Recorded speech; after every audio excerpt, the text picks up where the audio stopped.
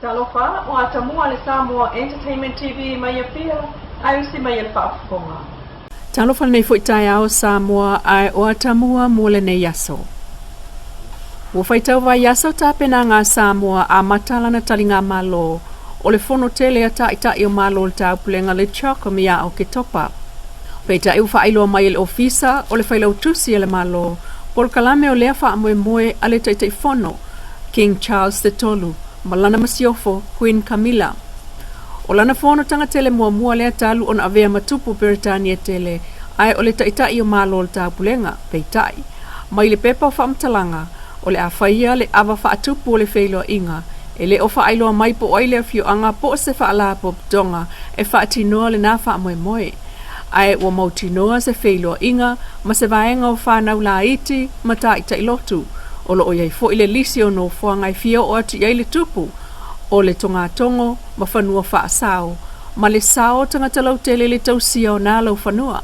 Mai o le a ia tutoa fo isa la au le Samoa Botanical Garden i Vailima, ma wha aingoa ai le nā lau whanua o le King's Garden, po o le tonga la au o le tupu. E o mai nei, o pa u le ulu mau po le asa tutoa e lona tina, le tupu tamaita i Queen Elizabeth, i le tonga la au i Vailima i le taimi na malanga ta amiloa i le Pasifika ma awhea i Samoa i awhea puali o le awhea vase lau fitu fitu. Ai na toi totoa fo i leisi la au ua leo se ulu ai o le talafalu i le tonga la au wha asao lava i Vailima i le masino iuni o le lua awhelua lua. E le sui o le malo o Peritania i Samoa ma le sui o le mtanga aluenga o le si o manga Samoa e wha ailonga ai le fitu se fulu tausanga o le taita inga Queen Elizabeth i malo le taupulenga peitai. E tolu masa ina mulimuliane ai tu malo le aso valo se te malua o lua i le iwa se fulu ono tausanga o lona soifua. O le aso saana te anei na atoa iai le lua tausanga talu ono maliu le tuputama ita ima soitulanga ma iai nei King Salesa le tolu. Ma ia whaawa waipea le anganga o le puipui o le sio manga e ala i le tato ina o la au. O le isi lea sini o le fono, a resilient environment o se sio manga mautu, e au fiai, male mata i tuwina o le sami. Peitai o maita wina, e le masiofo Camilla, o le aia sia se a o ngā whaife au, e le o whaailoa maipo o ai le a o ngā whaife au o filifilia. O a ngā whaife au sa au lua ia o mai ai le tusi a ta maiti ma whaitau. Ma si ai foi, le Campus of Hope i tōna i mato, ma le lato au nangai whana wa afia mai sawa ngai Samoa. O le talinga malo e awai mai ai tai o malo e limas fulono mai Afrika, Caribbeane, Europa, Asia ma le Pasifika, ma sina vaenga o Amerika i saute ma matu. O le senior le chagam, One Resilient Common Future, Transforming Our Commonwealth. Po o le lumanai mausali e atangi ail tamau ainga lautele, male, Resilient Societies and People's Resilient Democratic Institutions, or Resilient Environment and Resilient Economies. E tupunga mai iso sa yetem tangata mautu, ai o anga whaatem kalasi o le sio manga, male tamau ainga mautu. Inisi o tala le tamai o le miliona mo i tu malo sa la whai e pisi lava tāpena ngol fono e whaapena foi o na whaofia tuai mati na e whai e tu malo. Lea ua whai mai e le mauta Samoa e vaitele le whailo inga le tu malo nganga i fo maunga tolu mo lato i upolu. E pe o na whai loa e lona taite fono le fionga le whaipule la uli le mali e topula te vau Fosi Schmidt. Le vala au wha aloalo le pa ia maawalunga o whangai e sa sina le tui ma opo. O lo alala mapapa au le moto upolu e o ane le mauta Samoa i le aso tona i lua tasi o sete mai le iwa le tai au. O le fia wha mautu o tuftufanga o le ploketi o le miliona tā la, wha atasi ai mawaenga i fia wha malama mo le sila fia i ta iala o le ploketi mamta uputa ua le tu malo. Sau no ai le matai le sunga fa le whatanari, mai maupe ana wha apea uma whaipule o savai. Le wha mau popo mai o a ingam tangata palo tolo no fui upolu. Mo wha manuianga o le miliona, o le ploketi le o le miliona, o le amautino ai lava, le to tele o tangata palo to i tu malo savai, o lo nonofo i whanua motu i upolu, o le ale to e palota i savai, talu ai ainga o le miliona, e le amawaini ala to wha manuianga i upolu, whaatasi ai mai ai ngā fōu o ngā waai palotai, o le ale ai ai fo i se ngā waai palotai mo i tu malo sa whananau, so i fua matautua ai pe awhai e le onofo mawai pe matai ai foi. O le puti o faipule mai savai I o lātou tangata o lo nonofo I polu, sāno ai falfata o se la sangata awa tele mo so o se taitai. Ua so solo lava le pulenga o whaasalalong o le fono a malo o le tau pulenga I fon tele la langi e pe ona whai ai fono a malo au whaatasi o fono a malo o le tau pulenga, fono a taitai o malo o le laulangi, fono a taitai o tunu o whata wa inga laulangi, I le malu pui o ana tangata fono, ai o le so ona whaalau ilo ina o ana mata upu whaatal noa. O ia inga matula fono le wali mata ita ina nei le au whaasalau o le laulangi, e au fia ima Samoa e manatu le au whaasalau sinia a Samoa, e le tu saina ai inga ma le whaavae o tu stala ma le au whaasalau, o lo muli ai tu sitala o Samoa ma le laulangi, o whaatontonu umai ofisa whaasalau o le malo, ma le ofisa whaasalau whaapitoa mai New Zealand, tau alumanga mata upu tau iata ma avanoa e ave I tu sitala malanga mai le fono. E te tau I tu sitala uma, ona le sitala mo le wha moe.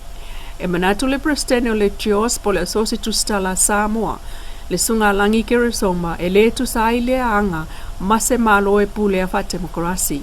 E manatu le tu sitala sini a whaalvao malo. Ya autanga vaya tu manavao ngalu malemana tipi autanga vaya. E whape fea ai se whaamatalanga au mai I tua e tu si tala filfilia whaatinola ngā ruenga. I le Malesi I tu, e le tu tusa uma manatu o tu stala I mata upo e fia li poti. O ngā le excess pass leo te fisile tuai.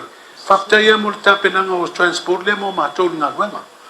Ai tālu sia, ia o ngā tasi le kutia ma lo mene. Au au tau te si le fia whaatinonga le mātou ngā ruenga. E le tusal me manao le observe fai. E le tusal me manao TV tasi e fai. Se uma me wa se uma me mana o fai tal sia la io matasi le futia me no mele ai fa ftai mo vainga le wa le alwe se matu pensili al excess le fai tuai pe o matu ta vale nei e ta te fia watu io e ai mi sera le media pe mo se ava no le excess pass le mo le media mo ta vale ai le media e fa nga ai ina ia fainga ko su ia pe ta sanga la fio ta vai ave pe ta sanga io I transport committee a to no ina sa foi lo so no ai se ni to venga ai o te ngona ia ave I ta sanga ele le ia tu si ia ta no ia una mai ta sa mo to tu sala le treating o le broadcasting host vainga le fa le broadcasting ma le still photographers ele fai foi lá na uma mato cameras event ita siama te po mai mato what ia ole alava ele se ole puena le video ma le puena still photo e tu sal treatment me ana just process ana just wo mona from talatu Pei tai lo fina ngalo whaari o le ofisa sili o le mtanga luenga visota inga le whawali unutoa a Leilua fonoti o aia inga mo le au whaasalalau na pasi ane le kapeneta. E na ofisa whaasalalau o filifilia e whaatanga o na pu e ata o le fono a toa mai le amatanga e o le whaiunga. Ai a iai ni mana onga mo whaatalanoanga e whaia le talo sanga. O le puipuinga lava o usufono mamata upu I na I mama I tua peitai. O le aiai lava le potu ma vaenga whaapitoa mo le au whaasalalau mai e tunu mamau ma Samoa I mulinu. O le nofuanga o le awhaia iai nisi vaenga o fono I lona taimi atoa I le mauta fono ma le mauta o le whaamsinonga. E manatu le sui o le Atamua News mai Australia ma New Zealand talo sia ai iai ni televisa I le potu tu stala e ilo aita o manga mata upu yanga vaa iai. E sili atu na ilo le malanga mamau atu I Samoa ai o atu whaasalalau mai whaamtalanga a isi ofisa whaasalalau ma isi tusitala e le ilo pe sao ma whaamaoni. Ua whautua ina usunga whono mai Awhelika e whai o lato tui o le wha mai pisi o lo pisi ai nei Afrika le monkeypox a o le malanga mai I Samoa. E leo awa esea lava fo I popolenga I le misela ma le tale vivini I Samoa. O nisi nā wha mai ma le monkeypox ua mata I tu le pulenga o le mtangaruenga o le soifua ma loloina a Samoa. I le whaatalanoanga a oloma le fono le chokam ma le ofisa silo le soifua ma loloina.